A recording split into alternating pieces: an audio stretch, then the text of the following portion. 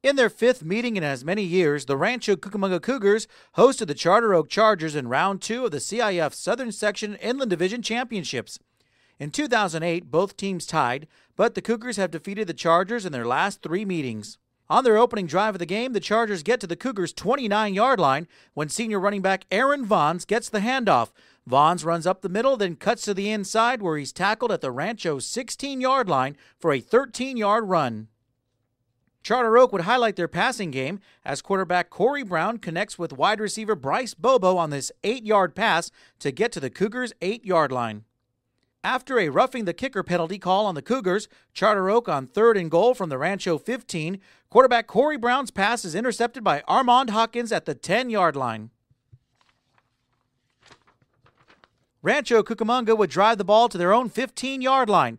That's when sophomore running back Karan Mayo gets the handoff. Mayo cuts to the inside, eluding the Chargers' defensive line, and turns on the speed, running down the sidelines past the Charter Oak secondary, as Mayo was tackled at the Chargers' 32-yard line, picking up a big 53 yards on the carry. Still on the same drive, the Cougars stick with the running game, but this time it's sophomore Khalil Muhammad with the ball, and with good lead blocking, Muhammad picks up 13 yards to get to the Charter Oak 6-yard line.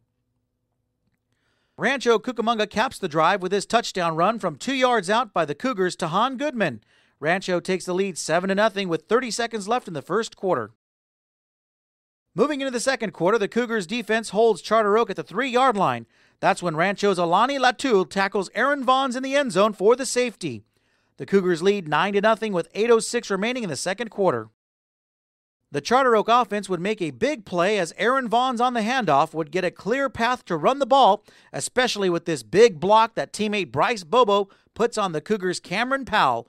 The drive would stall and Rancho Cucamonga would go into halftime leading 9-0. Going into the third quarter on 1st and 15 from their own 37, Rancho Cucamonga quarterback Adam Friedrichsen has his pass intercepted by the Chargers' Curry Garcia. He returns the ball 47 yards into the end zone for the touchdown. Charter Oak would trail Rancho Cucamonga 9-7 with 11:33 left in the third quarter. On the Cougars' very next possession from their own 31-yard line, quarterback Adam Friedrichsen scrambles and unloads a deep pass that's caught by Jermel Walker at the Charter Oak 23-yard line for a 46-yard gain.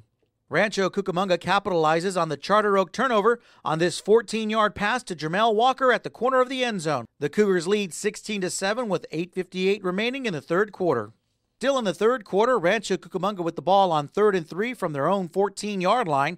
The Chargers' Eric Ortiz intercepts the Cougars' pass as Charter Oak takes possession of the ball. The Chargers give the ball to Aaron Vaughns as he runs the ball 16 yards and is tackled at the Rancho 9-yard line. Charter Oak on 4th and 5 from the Cougars' 5-yard line attempts the field goal, but the kick is blocked. The score remains 16-7. The Chargers would get another field goal opportunity in the fourth quarter. However, the kick was blocked yet again by the Cougars.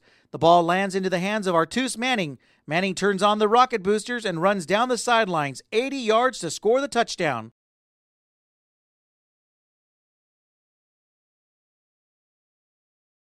Rancho Cucamonga would go on to win the game 23-7 and advances to the semifinals of the Inland Division playoffs to face Vista Murrieta. We had a chance to talk to both head coaches after the game, and here's what they had to say. We're here with head coach Nick Baez, 23-7, the final score. We talked pregame. You said Charter Oak has held their opponents to 10 points. That was about one less point that you guys were going to halftime. Tell me your thoughts on what you told your team at halftime. Well, at that point we were up 9 points, which is 2 scores. So we just knew if all 3 phases could keep them in check, that we'd win the game. So it turned out that way, and we're just fortunate to win. We talked earlier as well. You said all of our components have to work tonight. Yeah. Looked like your special teams did a great job. That 80-yard return from that young man had to be kind of the nail of the coffin in the ballgame. Yeah, I mean, that was big. Special teams, we blocked 2 field goals. Our defense held them to field goals, which was huge. They didn't score a touchdown tonight, an offensive touchdown. I mean, that's unbelievable from a team of that caliber. So all 3 phases did what they needed to do, and I thought the offense played well for most of the night. A couple turnovers, but you know, they moved the ball. They kept their offense off the field enough. Finally, we looked at the scoreboard. Vista Murrieta gets the victory over Norco. That's who you'll be facing. Do you know if you'll be here and what your thoughts are on that game? We'll be down there, and we played them 2 years ago. Took them to double overtime before we gave that one up. But I mean, they're one of the best teams in the state, so we'll go see where we're at. Finally, in closing, every time we're here, you always provide us a wonderful ball game. Tell me your thoughts, the parents, the fans here backing you guys up from the moment the game started till the last second. Yeah, great atmosphere tonight. I love the weather. I love the cold, the rain. Awesome weather, awesome fans. You know, our students are great, and our administration and all of our family support's been awesome. All right, we're here with Coach Lou Farrar. Coach, your team had an amazing year. Sierra League champs again. You faced Rancho Cucamonga. We saw all the heart that your team had tonight in playing.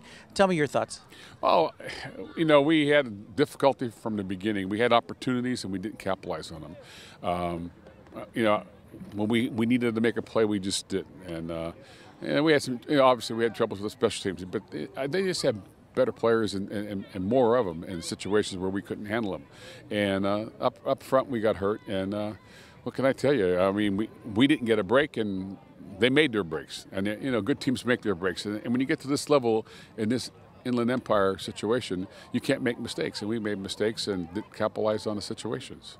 You know, we talked to you previously during the year, and you know, the size of your school, the number of players you have, it just seems like they continue to fight that adversity and continue to move on to the next level. Tell me your thoughts. We can play with people in our league, and we can get into the playoffs, you know, but when you play with Uplands and Vista Murrietas and Corona Centennials and people like that, you know, we're 1,840 kids, and we have lots of guys going both ways, and they're playing their hearts out. And we work hard in the weight room. We work very, very, very hard.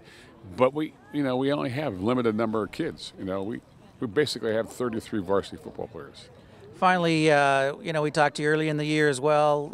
You were very proud of this team, the feats that it's had.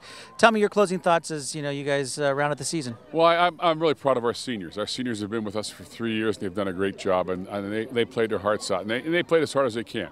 You know, we need to step up and find some more kids to do some more things. We just got to find more kids. That's all we have to do. So I'm really proud of our seniors. I think they did a great job. Our defense was stellar, and we showed some great effort. You know, Aaron Vaughn played his heart out all year long for us, and so I'm going to miss those guys. The seniors, I think, did a great job.